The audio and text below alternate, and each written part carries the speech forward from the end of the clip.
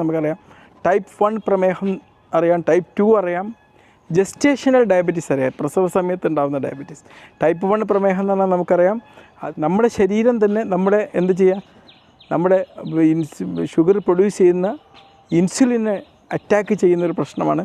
അതൊരു ഔട്ടോ ഇമ്മ്യൂൺ അസുഖമാണ്. ടൈപ്പ് 2 പ്രമേഹം മറിച്ച് ഈ ഇൻസുലിനെ പ്രതിരോധിക്കാൻ നമ്മുടെ ശരീരം പഠിക്കുന്നൊരവസ്ഥയാണ്. അത് നമ്മുടെ ജീവിതശൈലി കൊണ്ടുണ്ടാകുന്നതാണ്. മൂന്നാമത്തെ ജസ്റ്റേഷണൽ ഡയബറ്റീസ് ഗർഭിണികൾക്ക് കാണുന്നതാണ്. പക്ഷേ അവർക്ക് പിന്നീട് ടൈപ്പ് 2 പ്രമേഹം വരാനുള്ള സാധ്യത അവിടെ നിലനിൽക്കുന്നുണ്ട് എന്നുള്ളതാണ്. തീർച്ചയായിട്ടും നിങ്ങൾ എന്താണ് ചെയ്യേണ്ടത്, നിങ്ങൾക്ക് പ്രമേഹത്തിൻ്റെ റിസ്ക് ഉണ്ടോ എന്നുള്ള ഒരു ഫാമിലി ഹിസ്റ്ററി നിങ്ങൾ പഠിക്കണം.